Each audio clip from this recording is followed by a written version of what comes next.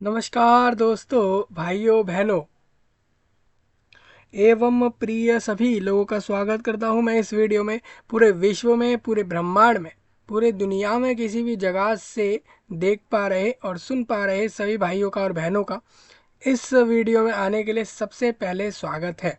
दोस्तों, आप सभी को बता दूं, इस समय एक रिक्रूटमेंट चल रहा है इंडिया देश के बिहार स्टेट में 2024 ईयर में, जो कि रहेगा स्टीनोग्राफर पोस्ट पर। दोस्तों, स्टीनोग्राफर वो पोस्ट होती है जिसके अंदर कैंडिडेट को करना क्या होता है, अलग अलग विभागों में, ऑफिस में, निकायों में जा जाकर, जहाँ पर भी जो भी लोग, कंपनी हो या कोई भी लोग हो, वो जो वैकेंसियाँ निकालेंगे उसमें कैंडिडेट को करना क्या होगा, वो जाएगा, जहाँ पर भी जाएगा उसको एक कंप्यूटर या लैपटॉप जैसी चीज़ दी जाती है। उस पर उसको क्या करना होता है, या तो उसको अलग अलग से स्टीनोग्राफी की मशीन दी जाती है। बेसिकली उसको करना क्या होता है दोस्तों, टाइपिंग करनी होती है, लेकिन वो नॉर्मल टाइपिंग नहीं होती, वो शॉर्ट हैंड वाली टाइपिंग होती है। शॉर्ट हैंड बेसिकली एक स्किल है जिसको लोग सीखते हैं। आप जैसा कि जानते ही हो, आप लोग हिंदी और इंग्लिश में जो वर्ड्स लिखते हो उसी को शॉर्ट में लिखा जाता है, इसलिए उसको शॉर्ट हैंड कहा जाता है। और वो ऐसे ऐसे सिंबल्स होते हैं उस लैंग्वेज के अंदर शॉर्ट हैंड में, जिससे कि वो कैंडिडेट उस चीज़ की स्टडी करता है और वो जब उस चीज़ को लिखता है, स्टीनोग्राफी उसको कहा जाता है। और उसके अंदर शॉर्ट हैंड नाम की एक जो है स्किल आती है, ठीक है। अब ये सब मैं क्यों बता रहा हूँ आप लोगों को, ये सब इसलिए बता रहा हूँ क्योंकि इंडिया देश के बिहार स्टेट में अभी गवर्नमेंट ऑफ बिहार यानी स्टेट गवर्नमेंट द्वारा बेल्ट्रॉन बेल्ट्रॉन मतलब बिहार की जो state electronics development corporation limited company है, जो कि स्टेट की इलेक्ट्रॉनिक्स से जुड़े, स्टेट के अंदर इलेक्ट्रॉनिक्स से जुड़े हुए काम करती है। और ये गवर्नमेंट ऑफ बिहार की कंपनी, ऐसा नहीं है कि यही कंपनी काम कर रही होगी, प्राइवेट कंपनियां भी इस चीज़ के ऊपर काम कर रही होंगी, लेकिन बिहार स्टेट में जो गवर्नमेंट कंपनी है ये रिक्रूट कर रही है लोगों को स्टीनोग्राफर पोस्ट पर। अभी वैकेंसी जो इसके अंदर आई है वो 500 से 700 के करीब आई है, यानी कि 500 से 700 लोगों को यहाँ पर वैकेंसियाँ मिलने वाली हैं, जो कि स्टीनोग्राफर पोस्ट पर मिलेगी। यानी जॉब सारी गवर्नमेंट्स हैं, स्टेट गवर्नमेंट्स की जॉब है। बिहार की स्टेट गवर्नमेंट इसमें रिक्रूटमेंट कर रही है, 500 से 700 लोगों को वैकेंसियाँ देगी पूरे राज्य में। और इसके अंदर आप लोगों का क्वालिफिकेशन चाहिए 12th पास प्लस आपका कंप्यूटर के अंदर सर्टिफिकेट। इसके अलावा स्टीनोग्राफी की टाइपिंग आनी चाहिए, और शॉर्ट हैंड जैसी चीज़ स्किल अगर आती है कैंडिडेट को, और उसको वर्ड पर मिनट उसको जो है एक टाइम लिमिट जो होती है उसके हिसाब से उसको स्पीड उसका जो है होना चाहिए, तो वो अपना फॉर्म डाल सकता है इस वैकेंसी पे।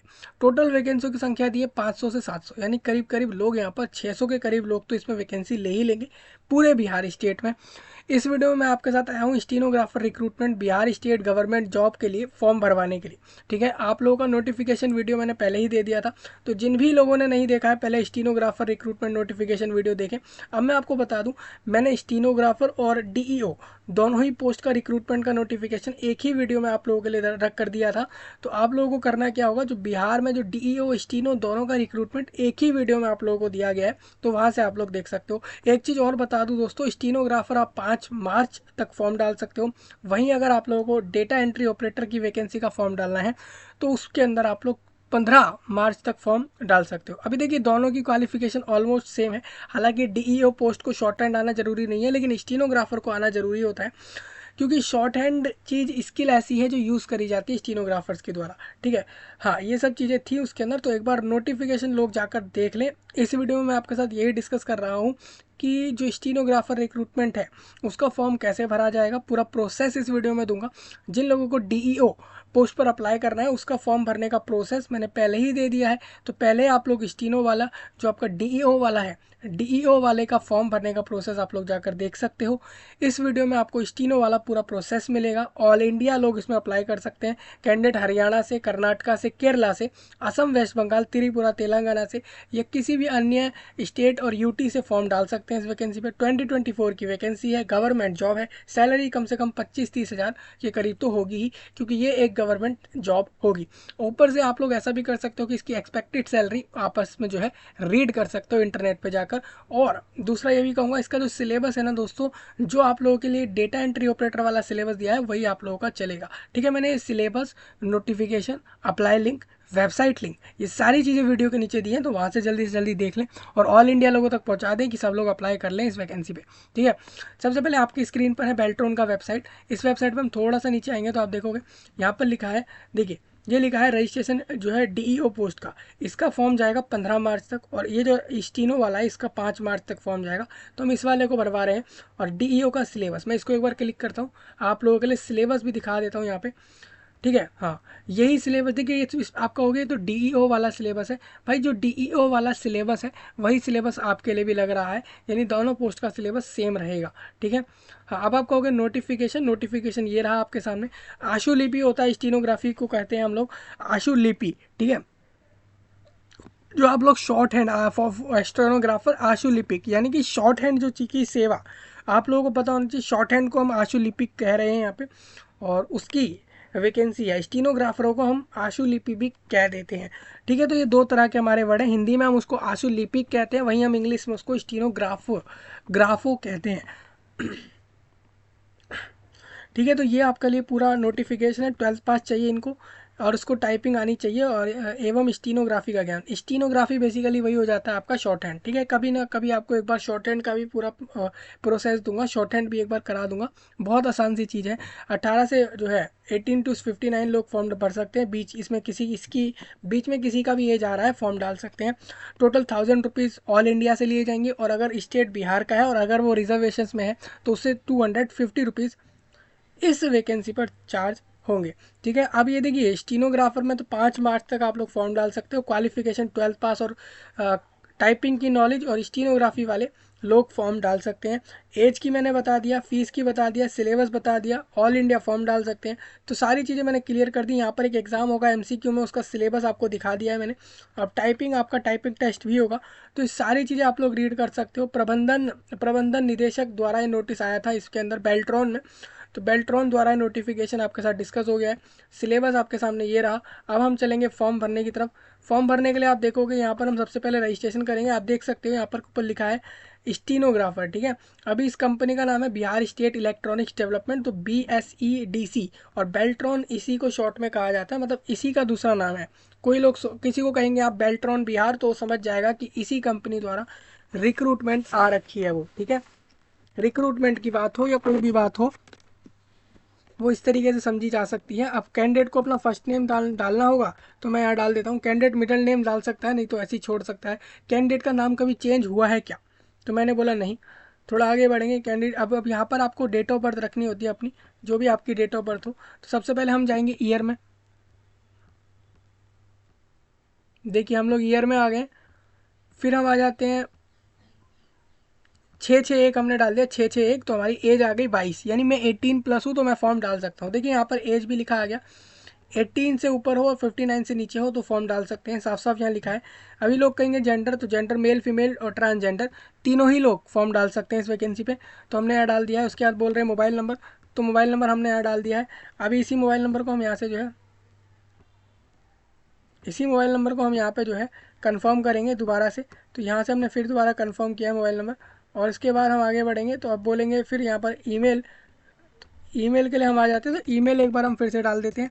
देखिए ये मैं आपका फॉर्म भरवा रहा हूँ स्टीनो वालों का। तो स्टीनो वालों सभी लोग ध्यान से सुन लो, आपकी वैकेंसी 500 से 700 है, यानी 700 लोगों को जॉब मिलेगी। ठीक है, बिहार स्टेट में। तो जिनको भी लेनी हो अप्लाई कर देना। मैं आपका पूरा फॉर्म भरने का प्रोसेस इस वीडियो में दे रहा हूँ। बिहार स्टेट में आई है वैकेंसी, वहाँ जाकर लेनी होगी, इस बात का ध्यान रखना है। ये दिल्ली और पंजाब जैसी जगहों पे नहीं आई है, ये बिहार में आई है वैकेंसी, तो वहाँ जाना होगा आप लोगों को। ठीक है, तो ईमेल हमने कंफर्म कर दिया, मोबाइल नंबर कंफर्म कर दिया है, और ये जो लास्ट नेम है यहाँ से हम इसको हटा लेंगे। ठीक है, हमारा सिर्फ इतना ही रहेगा। जिसका भी पूरा नाम हो वो जो भी उसके नाम में आ रहा हो उसको वो डाल सकता है। जनरेट ओटीपी पे क्लिक कर लेना है आप लोगों को। अब हमें मोबाइल नंबर पर चेक करना होगा कि क्या हमारे पास कोई ओटीपी आया है।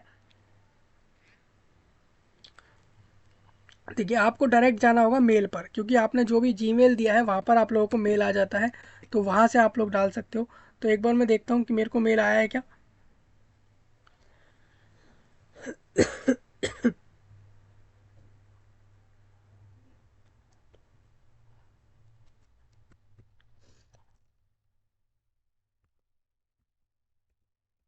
देखिए ये हमने डाल दिया है, आप देख सकते हो जैसे हमने ये सब डाला है। ये कैप्चा है, इसको ऐसे कैसे ही डालना है दोस्तों।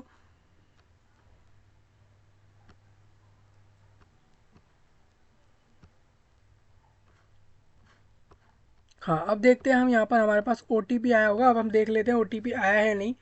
तो देखिए जैसे कि मैं देख पा रहा हूँ मेरे पास जो है वन टाइम पासवर्ड OTP वो चीज़ आ चुकी है, जिसको मैं डाल दूंगा यहाँ पे। ठीक है भाई, इसको डाल के हम कर देते हैं वैलिडेट OTP। हम इस पर एक बार क्लिक करेंगे।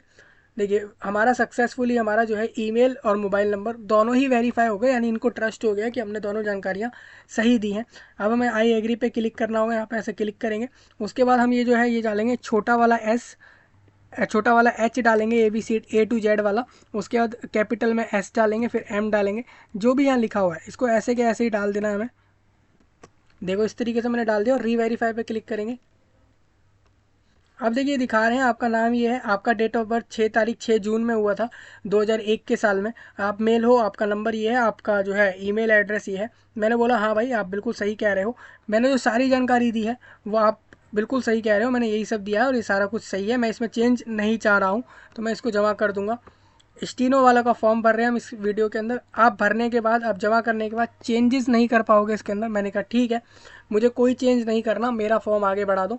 तो इन्होंने कहा ठीक है। अब इसको हम यहाँ से हटा लेंगे और आप देखोगे आपको एक रजिस्ट्रेशन नंबर मिल जाएगा। अब ये रजिस्ट्रेशन नंबर आपको याद रखना ज़रूरी है, क्योंकि वैसे तो ये लोग मेल पे रजिस्ट्रेशन नंबर भेज देंगे, फिर भी ये चीज़ें आपको इसलिए याद होनी ज़रूरी है क्योंकि इसकी मदद से ही आप दोबारा फॉर्म पर लॉगिन कर सकते हो। एग्ज़ाम से पहले जब एडमिट कार्ड डाउनलोड करोगे तो इसी तरीके से लॉगिन कर पाओगे।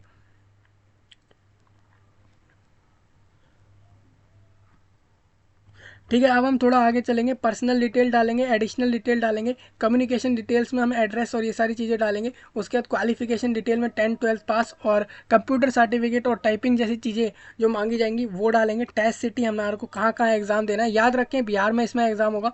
डॉक्यूमेंट कौन कौन से अपलोड होंगे वो, और पेमेंट आपको भर के जो है अप्लाई कर देना है। आप देखोगे यहाँ पे सारी डिटेल पहले वाली आ चुकी हैं। अब हम थोड़ा सा आगे बढ़ेंगे तो यहाँ पर आपको बताना है रिलीजन आपको बताना होगा, मैरिटल स्टेटस बताना होगा। मैरिटल स्टेटस में अनमैरिड, मैरिड सभी लोग फॉर्म डाल सकते हैं इस वैकेंसी पे, क्योंकि 59 एज मैक्सिमम ली जा रही है। आप समझ रहे हैं, 59 एज तक तो कैंडिडेट मैरिड भी हो जाता है। कुछ कुछ लोग तो विडो यानी विधवा तक हो जाते हैं, और कुछ लोग ऐसे होते हैं जो डाइवोर्स्ड भी हो जाते हैं 59 एज तक। तो उनमें से इसीलिए चारों ऑप्शन लगाए गए हैं इसमें। तो इसमें आप देख सकते हो अनमैरिड, और रिलीजन आपको बताना है हिंदू, मुस्लिम और क्रिश्चियन, बुद्धिज्म और ये सारी चीज़ें। तो बहुत सोच समझ के पूरा डेटा बनाया जाता है जब आप देखोगे फॉर्म भरने का। और इसमें आप देखोगे तो अगर, हाँ, और ऐसा नहीं है दोस्तों, इसमें ना आप लोग भी, इसमें पता है टेंडर भरवाए जाते हैं वैकेंसियों के लिए। इनको वेबसाइट प्रोवाइड कराने के लिए कोई भी प्रोवाइड करा सकता है, अगर वो ऐसा इंटरफेस दे दे। आप अगर अच्छे कोडिंग वाले हो, अच्छे कोडर हो, तो आपके लिए ये, आप डायरेक्ट किसी स्टीनोग्राफर और DEO पोस्ट को लेने जाओगे किसी ऑफिस में, इससे अच्छा तो यही है कि आप रिक्रूटमेंट्स के लिए, बड़े बड़े रिक्रूटमेंट जैसे SSC हो गया और बड़ी बड़ी रिक्रूटमेंट्स बॉडी के लिए टेंडर भर दो। तो वहाँ से आप लोग एग्ज़ाम सुन के करवा सकते हो। बहुत अच्छा फ़ायदा होता है दोस्तों। उसमें फ़ायदा इसलिए होता है क्योंकि आप लोग एक बड़े रिक्रूटमेंट्स को करवा रहे होते हो, लेकिन उसको सही से करवाना होता है। उसी तरीके से आप रिक्रूटमेंट के लिए टेंडर भर सकते हो, और इसके अलावा इनको ऑनलाइन वेबसाइट्स के ऐसे सर्वर प्रोवाइड कर सकते हो जो कि सिक्योर हो और इस तरीके के फॉर्म के फॉर्मेट देते हो। ठीक है, इसमें भी बहुत फ़ायदा होता है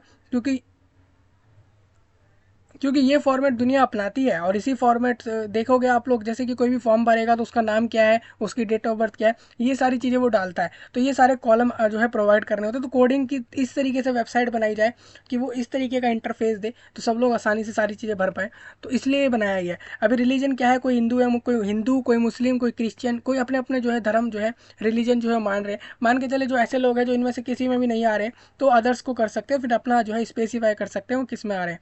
अब आप कहोगे वैकेंसी लेने के लिए सब बताना क्यों ज़रूरी है। नहीं बताना है तो अदर्स करके भी आप छोड़ सकते हो।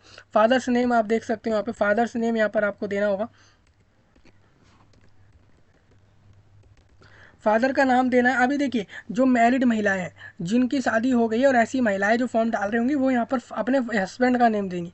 अब देखिए आप एक बात बताओ, आप जैसे कि यहाँ पर नाम देते हो ना, यहाँ पर आप अनमैरिड को मैरिड कर दोगे और जेंडर में आप लोग अगर फीमेल कर दोगे तो खुद ही समझ जाएंगे कि महिला है और मैरिड है। तो यहाँ पर जो उसने नाम दिया है उसके फादर का नहीं, हस्बैंड का नाम है।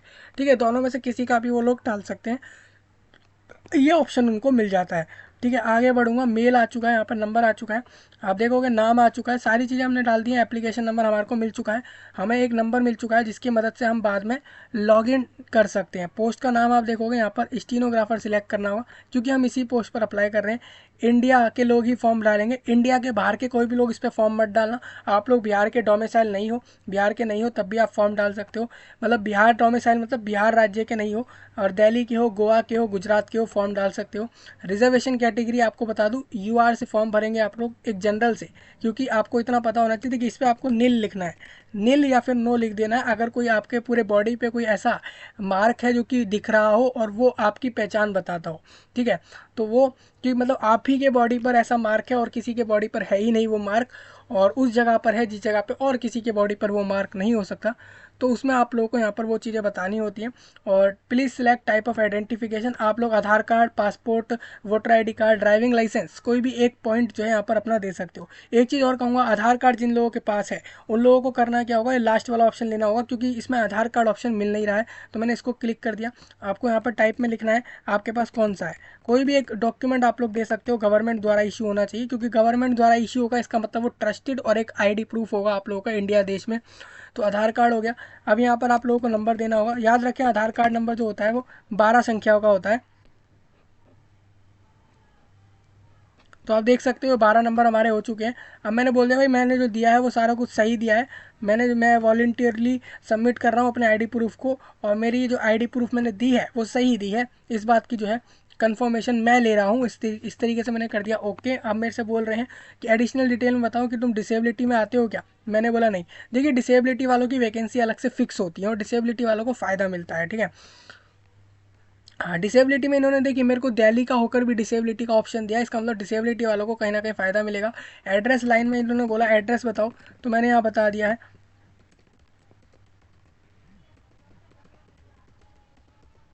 देखिए ये दिल्ली दिल्ली जगह पर मयूर विहार एरिया है, उसके बारे में मैंने डाल दिया। कंट्री पूछ रहे हैं तो मैंने कंट्री बता दिया, मैं इंडिया देश से फॉर्म डाल रहा हूँ इसके अंदर। स्टेट बता दिया कौन सी जगह पे आपका एड्रेस है, देखिए एड्रेस आपका जहाँ पर भी होगा वो डालना है। ज़िले को डाल देना है, ज़िले को डालने के बाद पिन कोड देना होगा, तो मैं यहाँ पे पिन कोड दे देता हूँ, ठीक है। पिन कोड आपके एरिया में एक पिन कोड होता है, आपको नहीं पता हो तो अपने एरिया से पिन कोड ढूंढ सकते हो। अब आपको यही एड्रेस दोबारा देना होगा। अभी देखिए कुछ लोग ऐसे होंगे जिनके दो तरह के एड्रेस हो सकते हैं, तो उन दोनों को क्या करना है, उन लोगों को दोनों तरह के एड्रेस अलग अलग देने हैं, और अगर उनके दोनों ही एड्रेस सेम है तब भी उनको 2 बार उस एड्रेस को डालना होगा, ठीक है। ये चीज़ आपको करनी होगी। आप अदर्स नहीं कर सकते, इंडिया के बाहर वाले लोग फॉर्म नहीं डाल सकते, इस बात का ध्यान रखें। अगर इफ़ यू सिलेक्ट, ठीक है, तो दिल्ली एनसीआर कर देंगे हम यहाँ पर, और डिस्ट्रिक्ट में हम यहाँ पर कर देंगे साउथ दिल्ली कर देंगे, और पिन कोड दोबारा से हम यहाँ पर देंगे, इस तरीके से दे देंगे, और सेव एंड नेक्स्ट पे चले जाएंगे आगे। अब अभी आपसे पूछेंगे कम्युनिकेशन डिटेल, आपने 10th कहाँ से करी वो बताओ, फिर ये बताओ कि 12th कहाँ से करी, ये सब चीज़ें आपको बतानी होंगी। 10 और 12 क्लास कहाँ से करी, तो बता दिया सीबीएसई बोर्ड से करी। स्कूल का नाम क्या था, तो मैंने बोल दिया डीपीएस था वो, दिल्ली पब्लिक स्कूल उसका नाम है। परसेंटेज मैंने यहाँ पर रख दी, परसेंटेज में मैंने आपको बता दिया, यहाँ पे बता दिया कि भाई 500 नंबर में से मेरे वहाँ पर आए 460 नंबर आए, तो यहाँ पर ये परसेंटेज निकाल लेंगे। इसके आगे बोलेंगे ईयर ऑफ पासिंग, कौन से साल में आपने जो है पास किया इस एग्ज़ाम को, तो उसके लिए आपको बताना होगा। जैसे मैंने बोल दिया 2018 में पास किया था, और फर्स्ट डिवीज़न, फर्स्ट डिवीज़न मतलब कि भाई आप देखोगे 92 परसेंटेज फर्स्ट डिवीज़न में ही आता है, और सेकंड डिवीज़न कहीं ना कहीं 50 और 60 से नीचे वाले लोग होते हैं, ठीक है, इस तरीके से होता है। 12th में आपको बताना होगा कि सीबीएसई से किया। अब स्कूल का नाम आपसे पूछेंगे तो फिर दोबारा आप लोग वही बता देता हूँ मैं, डीपीएस दिल्ली पब्लिक स्कूल, जहाँ से भी आपने किया। अब आपको बताना है 12th में आप आर्ट्स थी, कॉमर्स थी, साइंस थी, या क्या था, तो मैंने बोल दिया भाई साइंस थी। वहाँ पर परसेंटेज में आया रिजल्ट या मार्क्स में आया, तो मैंने बोला परसेंटेज में आया।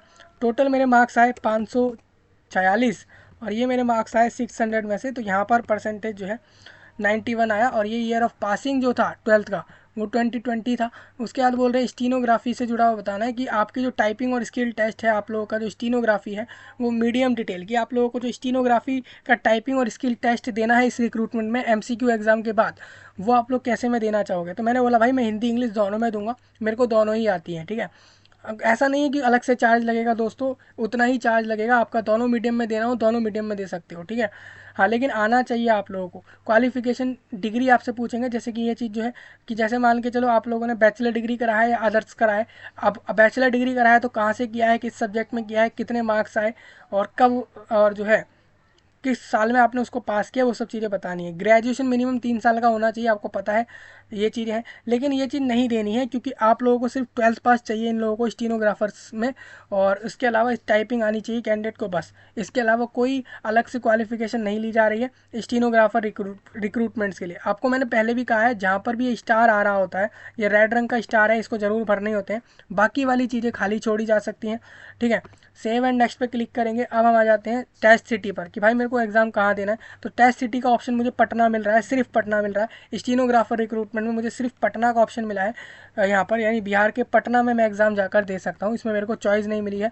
अब डॉक्यूमेंट अपलोड करने के लिए मेरे को कह रहे हैं कि आप अपने जो है फ़ोटो को अपलोड करो, साइन को अपलोड करो, 10th के मार्कशीट को और सर्टिफिकेट को, 12th के मार्कशीट को और सर्टिफिकेट को। मार्कशीट अलग होती है, सर्टिफिकेट वो होता है जो ये क्लियर करता है कि आप उस क्लास को पास कर गए, ठीक है। तो फोटो में हम आएंगे, यहाँ पे फोटो में हम इस पर क्लिक करेंगे, ठीक है। हमने क्लिक कर लिया, हम डाउनलोड में आ जाएंगे, फिर हम यहाँ आएंगे दोबारा से,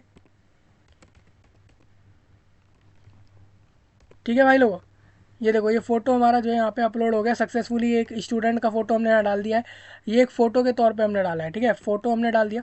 इसके बाद हम इसी तरीके से आएंगे सिग्नेचर पे, हम यहाँ पर आ जाते हैं। सिग्नेचर भी हमारे को साइज़ सेम रखना है, तो हम यहाँ पर सिग्नेचर में जाएंगे। सिग्नेचर में हमने ये गए और इससे हमने सिग्नेचर उठा कर डाल दिया। आप देख सकते हो यहाँ पर सिग्नेचर हमारा आ चुका है, ठीक है। उसके आगे हम बढ़ेंगे। अब ये कह रहे हैं 10th का सर्टिफिकेट। 10th का सर्टिफिकेट होता है जो ये बताता है कि आप 10th क्लास पास कर गए हो। 100 से 300 KB के बीच में साइज़ रखो। JPG और PDF में से कोई भी फॉर्मेट रखा जा सकता है, तो मैं यहाँ पर मोस्टली PDF को डालूंगा, और क्योंकि ये फाइल है तो आप PDF को डाल सकते हो। मैंने इसको डाल दिया PDF में। याद रखें 100 से ऊपर KB उसका साइज़ हो, तो मैंने ये वाला डाल दिया है, और इसको मैंने ओपन किया तो यहाँ आप देखोगे फाइल अपलोड हो गया है। देख सकते हो सक्सेसफुली लिखा आ गया, अपलोडेड फाइल सक्सेसफुली।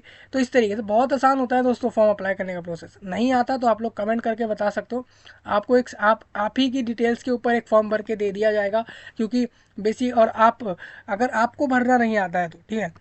आप देखोगे मैंने यहाँ टेम्प्रेरी वैकेंसी वाला नोटिस उठा के यहाँ पर दे दिया है 10th के मार्कशीट की जगह। ये तो मैं रैंडम डॉक्यूमेंट्स डाल रहा हूँ, लेकिन आपको ऐसा नहीं करना। आपको अपने जो है 10th 12th और जो भी आपकी डिटेल्स है वही डिटेल्स यहाँ पर देने हैं, कुछ भी गलत नहीं देना है और सब कुछ सही देना है। क्योंकि आपका एग्ज़ाम हो जाने के बाद, स्किल टेस्ट हो जाने के बाद, जब आप लोग डॉक्यूमेंट वेरीफाई कराओगे उस समय पर आपसे कहेंगे कि ये सारे डॉक्यूमेंट दिखाओ जो आपने फॉर्म अप्लाई करते समय लगाए थे, और आपके पास उस समय अगर वो सब नहीं है और आप लोगों ने गलत डिटेल्स दी हैं, तो कहीं ना कहीं फिर वो जो बेल्ट्रॉन है और ये रिक्रूटमेंट बॉडी जो है वो कहीं ना कहीं आपके खिलाफ जो है एक्शन ले सकते हैं कि भाई ये गलत फॉर्म दे रहा था। एक्शन मतलब क्या होगा, बेसिकली वो रिक्रूटमेंट से बाहर कर देंगे।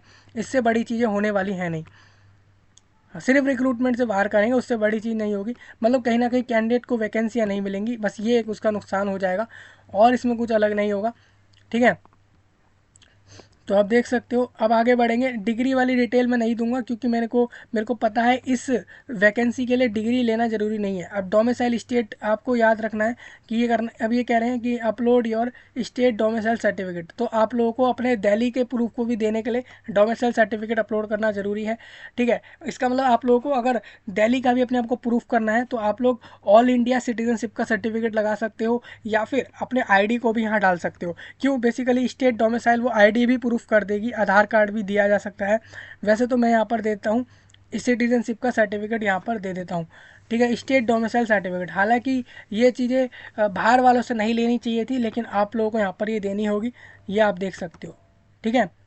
हाँ, तो बिहार के बाहर वाले भी इस चीज़ को देख सकते हैं, दे सकते हैं। आप लोगों को फ़ोटो अपलोड करने के बाद एक बार फ़ोटो इस तरीके से देखना है कि फ़ोटो जो आपने अपलोड किया है वो सही से अपलोड हुआ है नहीं। इस तरीके से सारी चीज़ें अपलोड हो जाने के बाद आप लोग आगे बढ़ोगे। आप लोगों को बता दूँ इस रिक्रूटमेंट में 100 रुपीज़ का फ़ीस है, आप देख सकते हो। अब यहाँ पर मैंने बोल दिया ऑनलाइन, ठीक है, ऑनलाइन पेमेंट होता है आप लोगों का। आपको यहाँ पर टिक करना है कि भाई आपने जो भी डिटेल दी है वो सारी सही हैं, और आपको उस डिटेल को चेंज नहीं करना है, उसको एक बार आप लोगों को यहाँ पर टिक कर देना है। और आप जो भी दे रहे हो वो आपके द्वारा सही दिया गया है, कुछ भी गलत आप लोगों ने यहाँ पर जानकारी नहीं दी है, इसको आप बोलते हुए आगे बढ़ोगे और इस तरीके से इसको कैप्चा को भर के सबमिट करोगे। प्रीव्यू मत करना, प्रीव्यू करने का आपके पास समय नहीं होगा, ठीक है। सिग्नेचर को व्यू करो एक बार, इन्होंने बोला है अपना जो आपने सिग्नेचर अपलोड करा है उसको एक बार आप देखो। तो मैंने इस तरीके से खोला, सिग्नेचर देख लिया, सिग्नेचर देख लिया। उसके बाद मैं 10th का मार्कशीट भी इस तरीके से व्यू कर लेता हूँ। तो ये आप देखोगे 10th का मार्कशीट मैंने यहाँ पे देख लिया।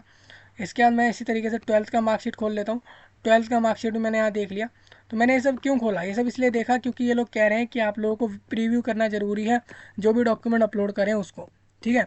उसके बाद कहते हैं कि आप अपना credit card, debit card, internet banking, wallet, QR code scan और यूपीआई से पेमेंट कर सकते हो, ठीक है। मैंने बोला मेरे को क्यूआर कोड से करना है, मैंने कहा make payment, proceed with payment, zero charge लगेगा दोस्तों क्यूआर कोड वाले में, ठीक है। तो उससे पेमेंट करने चले जाना। आप कह रहे हैं स्कैन टू क्लिक हेयर, मैंने इसको क्लिक कर दिया, मेरे साथ सामने कोड आ गया। इस कोड को मैं दूसरे किसी ऐप में स्कैन कर लूँगा और उसके बाद इसमें मैं पेमेंट कर दूँगा, ठीक है। अपने अकाउंट्स की डिटेल्स डाल के पेमेंट कर दूँगा या फिर किसी दूसरे ऑप्शन से ही मैं पेमेंट कर सकता हूँ। पेमेंट जैसे ही हो जाएगा, पेमेंट के तुरंत बाद मेरे को एक ऑप्शन मिलेगा फॉर्म सबमिटेड, और उसके बाद वो लोग कहेंगे कि इसका प्रिंट निकाल लो। जैसे यहाँ पर लिखा है ना मेक पेमेंट, उसी तरीके से होगा प्रिंट का ऑप्शन, उस पर क्लिक करते ही मेरा फॉर्म डाउनलोड हो जाएगा और फॉर्म डाउनलोड करके मुझे रख लेना है। और जब मेरे को बाद में डॉक्यूमेंट वेरिफिकेशन की तरफ समय मांगेंगे तब मुझे उस चीज़ को दिखाना है। तो इस तरीके से इस रिक्रूटमेंट पे फॉर्म जमा हो जाएगा बिहार स्टेट के बेल्ट्रॉन स्टीनोग्राफर पर, जिसके अंदर 600 से 700 वैकेंसियाँ हैं, कन्फर्म्ड है और ये चीज़ें आ जाएंगी जल्द ही। वैकेंसी अभी लोगों का नोटिफिकेशन नहीं आया है, लेकिन ये वैकेंसी 600 से 700 के करीब आनी कन्फर्म्ड है। ये तो मिनिमम बता रहा हूँ, इससे ज़्यादा भी आ सकती हैं, ठीक है। बिहार स्टेट में आएंगी। ऑल इंडिया लोग फॉर्म डाल सकते हैं। 12th पास क्वालिफिकेशन चाहिए, प्लस टाइपिंग चाहिए, स्टीनोग्राफी आनी चाहिए, बस फॉर्म डाल सकते हैं। इसके अंदर सैलरी 25-30 हज़ार के करीब हो सकता है कि, और पिछली बार वालों का एक बार आप लोगों को सैलरी देखना होगा। सिलेबस रेडी करना है। इसका एग्ज़ाम आई थिंक इसका एग्ज़ाम हो जाएगा मार्च एंड या अप्रैल के करीब इसका एग्ज़ाम हो जाएगा, ठीक है। बिहार में ही होगा। ऑल डाउट आपके लोगों के क्लियर हो गए हो तो ठीक है, नहीं तो आप लोग कमेंट सेक्शन में बता सकते हो। और इस जानकारी को ऑल इंडिया पूरे वर्ल्ड में शेयर करना और खासकर इंडिया के लोगों तक पहुँचाना, जिससे कि वो सभी लोग इस वैकेंसी पर फॉर्म डाल दें, ठीक है। मिल रहा हूँ आपसे जल्द ही, तब तक के लिए आप सभी का धन्यवाद।